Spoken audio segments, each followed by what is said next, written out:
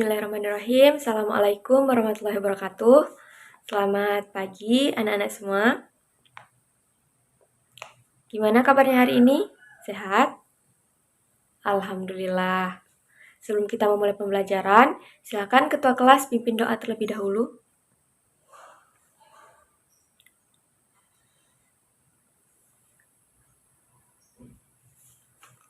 Oke, Bu absen dulu ya. Hari ini ada nggak hadir? Oke, hadir semua. Nihil ya. Oke. Nah, seperti yang sudah Ibu jelaskan pada pertemuan sebelumnya, pada hari ini kita akan membahas mengenai penerapan induksi elektromagnetik. Namun sebelum itu, Ibu mau nanya dulu nih, ada yang masih ingat pengertian GGL induksi? Oke, silakan Fariza. Ya, yang lain ada yang ingin menyampaikan? Oke, sama semua ya. Nah, jadi benar yang dibilang oleh Fariza tadi, bahwa GGL induksi merupakan gerak listrik yang muncul di dalam kumparan akibat adanya medan magnet yang digerakkan secara cepat atau adanya perubahan flux magnetik. Oke, nah selanjutnya nih, ada yang masih ingat nggak faktor-faktor apa saja yang mempengaruhi flux magnetik? Oke, yang pertama yaitu medan magnet. Terus yang kedua adanya luas permukaan bidang. Dan yang ketiga, sudut yang terbentuk antara medan magnet dan normal bidang. Oke, benar sekali ya, masih ingat ternyata. Nah, Ibu mau nanya nih, di rumah Ananda semua pasti ada yang namanya alat elektronik. Nah, alat elektronik ini untuk menghidupkan, untuk menggunakan, untuk mencharge, itu pasti membutuhkan yang namanya energi listrik. Nah, ternyata energi listrik ini besar sekali manfaatnya di dalam kehidupan kita. Mulai dari memasak nasi menggunakan rice cooker, terus juga menghidupkan televisi, mencharge laptop, handphone, gitu ya. Jadi, itulah pentingnya kenapa kita harus belajar yang namanya energi listrik atau seperti yang sekarang kita bahas, induksi elektromagnetik. Karena manfaatnya begitu luas, begitu besar di dalam kehidupan kita. Gak ada yang namanya ilmu itu sia-sia. Oke, Ananda semua. Nah, jadi tujuan pembelajaran kita hari ini yaitu siswa diharapkan mampu menganalisis tentang aplikasi induksi elektromagnetik pada teknologi khususnya transformator dan generator.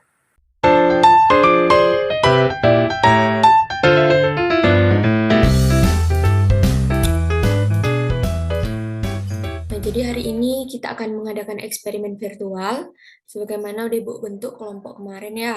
Nah, itu ada 6 kelompok, jadi silakan nanti kerjakan berdasarkan kelompok masing-masing. Nah, di sini kita akan menggunakan yang namanya software Pet Colorado ya, atau Pet Simulation. Nah, adapun step yang akan kita lakukan, yang pertama buka dulu Pet Simulation-nya di Google, terus kemudian kita klik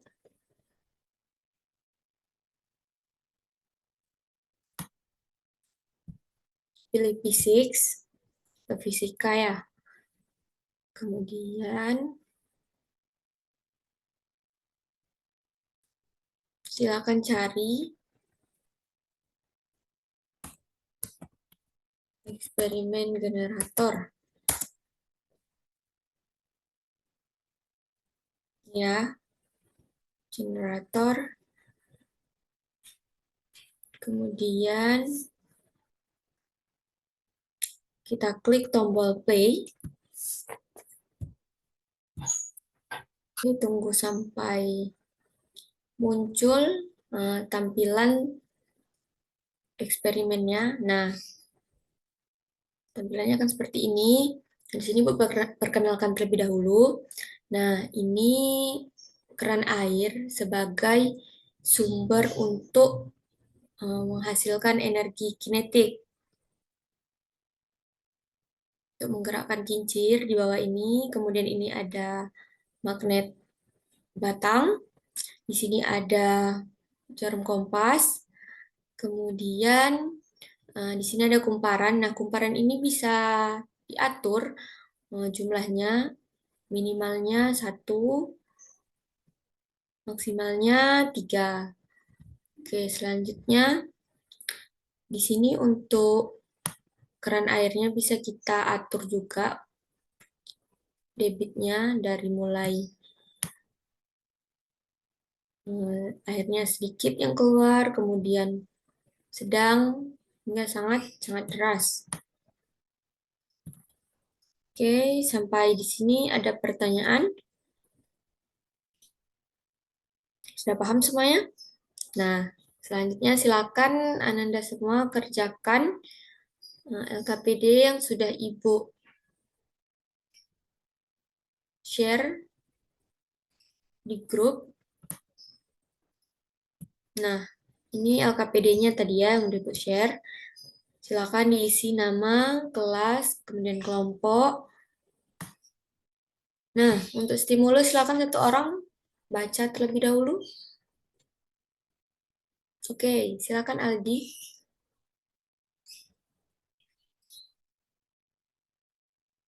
Oke, terima kasih. Nah, ini ada tujuan dari eksperimen hari ini yaitu untuk menyelidiki faktor-faktor yang mempengaruhi prinsip kerja generator. Kemudian ada alat dan bahan. Nah, untuk prosedurnya ya seperti yang udah Ibu tunjukkan tadi, silakan komputer, buka software Pet Simulation. Silakan Anda baca lagi sebelum memulai eksperimen. Nah, di sini tabel hasil pengamatan ini bisa diisi ya. Bisa diisi, disesuaikan dengan eksperimen yang sudah kalian lakukan. Nah, kemudian setelah selesai mengambil data, silakan isi pertanyaan yang sudah Ibu sajikan untuk analisis datanya. Oke. Nah, di sini ada kesimpulan. Kesimpulannya silakan diisi juga. Nah, sampai di sini ada pertanyaan? Oke, silakan dikerjakan. Waktunya 15 menit ya.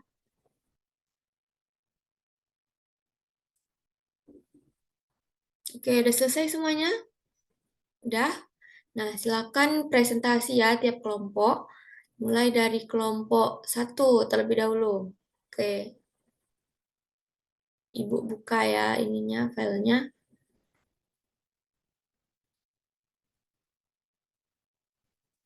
Oke, ini LKPD dari perwakilan kelompok 1.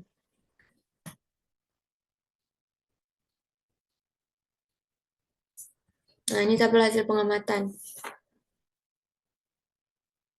Gimana kelompok lain? Ada tanggapan? Sama? Oke, sama semua ya. Nah, ini analisis datanya. Ketika keadaan air diperbesar, maka sumber untuk menggerakkan kincir dan magnet akan semakin besar. Gimana yang lain? Sama? Atau ada yang beda nih? Sama ya. Oke. Untuk kesimpulan, prinsip kerja generator yaitu untuk mengubah energi kinetik menjadi energi listrik. Oke, ini dari kelompok 1 ya. Nah, silakan lanjut kelompok 2.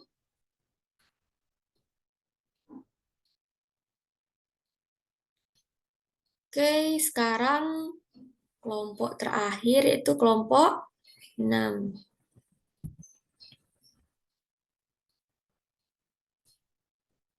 Ini punya kelompok 6. Oke, datanya juga sama ya, sama kelompok 1 sampai kelompok 5 tadi. Oke, sama.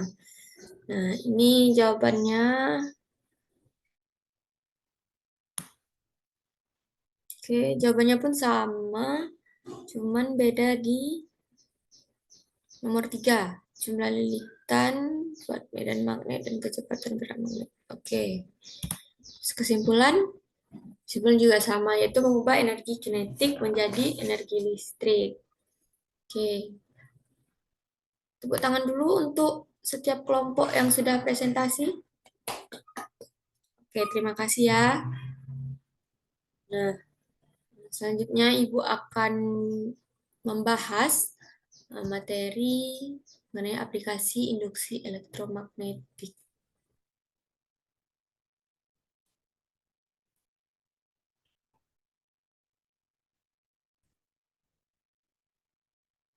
Oke. Nah, aplikasi induksi elektromagnetik ini yang pertama yaitu generator. Tadi seperti sudah kita eksperimenkan, generator ini adalah alat yang berfungsi untuk mengubah energi kinetik menjadi energi listrik. Oke, salah satu aplikasinya yaitu pada dinamo sepeda. Di sini ada jenis-jenis generator. Yang pertama ada generator arus bolak-balik. Nah, adapun cara kerja generator ini yaitu kumparan diletakkan dalam medan magnet, putar sehingga mengalami perubahan jumlah garis gaya magnet. Akibatnya terjadi GGL induksi yang mampu menghasilkan arus listrik. Nah, kemudian arus listrik yang dihasilkan ini berupa arus AC atau arus bolak-balik. Mengapa? Karena setiap karbon akan mendapatkan polaritas GGL induksi yang berubah-ubah, kutub positif dan kutub negatifnya secara bergantian. Kemudian untuk menyalurkan arus listrik yang diperoleh, kedua ujung kumparan dipasangi cincin yang terpisah dan ditempelkan pada sifat karbon yang dihubungkan dengan kabel penyalur. Kemudian pada dasarnya prinsip kerja generator yang kedua yaitu generator arus searah. Prinsip kerja generator arus searah ini sama dengan prinsip kerja generator arus bolak-balik. Hanya yang membedakan yaitu fungsi komutator yang dipasang pada generator arus DC ini selalu mendapatkan untuk mengatur agar setiap sikat ini selalu mendapatkan polaritas GGL induksi yang tetap. Sikat pertama positif, kemudian sikat lainnya itu negatif. Nah, ini ya bentuk dari generator arus AC dan arus DC. Selanjutnya yang kedua ada transformator. Nah, prinsip kerja transformator ini kumparannya dihubungkan dengan tegangan masukan berupa arus bolak-balik. Arus bolak-balik ini arus apa? Oke, arus AC. Nah, kemudian karena arus ini berubah-ubah, maka pada inti besi terjadi perubahan jumlah garis gaya magnetik secara terus-menerus. Akibatnya, pada kumparan sekunder terjadi GGL induksi dan arus induksi sebagai keluaran atau output dari transformator. Nah, ini jenis-jenis trafo. Ada trafo step up, di mana lilitan primer lebih kecil dibanding lilitan sekunder. Misalnya lilitan primernya 250 lilitan. Nah, kemudian lilitan sekundernya 500 atau 1000 lilitan. Kemudian ada trafo step down. Nah, trafo step down ini di mana lilitan primernya lebih besar dibanding lilitan sekunder. Misalnya lilitan primernya 500 lilitan, nah maka lilitan sekundernya lebih kecil dari itu, misalnya 250 lilitan. Ini ya perbandingan antara tegangan primer dan tegangan sekunder trafo. Di mana tegangan primer ini secara matematis dapat ditulis sebagai berikut. Tegangan primer dibagi dengan tegangan sekunder sama dengan tegangan primer lilitan primer dibagi dengan lilitan sekunder. Oke, kemudian daya primer. Nah, daya primer ini sama dengan daya sekunder. Seperti Anda semua dapat lihat pada PowerPoint yang sudah Ibu sajikan, di mana karena daya primer sama dengan daya sekunder, sehingga tegangan primer dikalikan dengan arus primer itu sama dengan tegangan sekunder dikalikan dengan arus sekunder. Oke, selanjutnya yaitu proses distribusi energi listrik. Nah, ini yang udah Ibu bilang pada pendahuluan tadi, di mana untuk menghidupkan alat elektronik kita itu membutuhkan yang namanya energi listrik. Nah, ini proses distribusinya, mulai dari sumber energi listrik ini dihasilkan di yang namanya biasanya kita kenal kayak PLTU, PLTA. Nah, jadi energi listrik ini sumbernya berasal dari sini. Kemudian dari yang namanya pembangkit listrik tadi, kemudian dialirkanlah ke trafo step up untuk dinaikkan tegangannya hingga mencapai ratusan ribu volt. Nah, dari trafo step up tadi, kemudian dialirkan atau didistribusikan ke gardu transmisi utama, di mana kenapa Bu tegangannya harus dinaikkan. Nah, hal ini dilakukan agar ketika penyaluran listrik itu secara jarak jauh, nah tegangan atau arus yang mengalir di dalam kabel listrik itu tidak hilang gitu. Jadi perlu dinaikkan tegangan sehingga ketika mencapai di rumah kita nanti tegangan itu tetap ada. Oke, nah tadi udah sampai di gardu utama, kemudian dialirkan lagi ke trafo step down. Itu berfungsi untuk menurunkan tegangan. Nah, dari 400.000 volt tadi, kemudian diturunkan tegangannya hingga mencapai 13.000 volt. Nah, ini seperti yang biasa kita lihat di jalan, kemudian mungkin ada di dekat rumah kita, itu tiang-tiang listrik. Nah, itu kan berarti tegangannya mencapai 13.000 volt. Jadi hati-hati, jangan terlalu dekat karena bahaya. Kemudian ada lagi yang namanya trafo step down, di mana trafo step down ini menurunkan tegangan lagi dari yang awalnya 13.000 volt, kemudian diturunkan menjadi 240 volt hingga 500 atau 1000 volt tergantung kebutuhan di setiap bangunan. Kalau rumah-rumah biasa seperti rumah kita itu 240 volt sudah cukup. Nah, Anda semua biasanya menggunakan listriknya untuk apa aja? Coba Ibu tunjuk satu orang dulu. Kalau Aini di rumah menggunakan listrik untuk apa aja? Oke, untuk nonton TV, untuk ngecas handphone, terus hidupin kulkas, untuk nyuci. Nah, itu tadi dari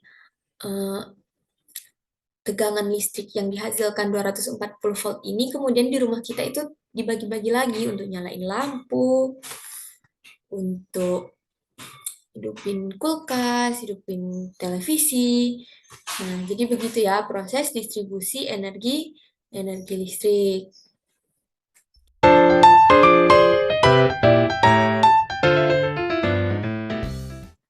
Jadi seperti yang sudah kita peroleh dari hasil eksperimen tadi, bahwa generator itu berfungsi untuk mengubah energi kinetik menjadi energi listrik. Nah, anak-anak semua sudah paham ya gimana penerapan atau aplikasi dari induksi elektromagnetik dalam kehidupan sehari-hari. Kemudian seperti apa proses distribusi energi listrik. Oke, nah untuk menguji pemahaman Ananda terkait pembelajaran kita pada hari ini, silakan Ananda tulis satu pertanyaan ini dari Ibu. Dan jawab, kemudian 5 menit kumpulkan ke depan. Oke, pertanyaannya adalah, apa saja faktor-faktor yang mempengaruhi dalam prinsip kerja generator seperti yang Ananda lakukan pada eksperimen virtual lab?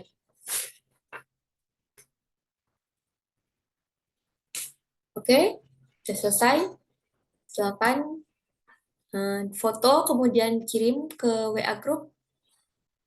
Nanti akan Ibu cek satu-satu. Oke, sudah semua ya? Sekian yang dapat Ibu sampaikan. Cukup sampai di sini pembelajaran kita hari ini. Terima kasih atas perhatiannya. Silakan nanti Anda semua baca-baca lagi terkait induksi elektromagnetik. Sampai ketemu di minggu selanjutnya. Assalamualaikum warahmatullahi wabarakatuh dan selamat pagi.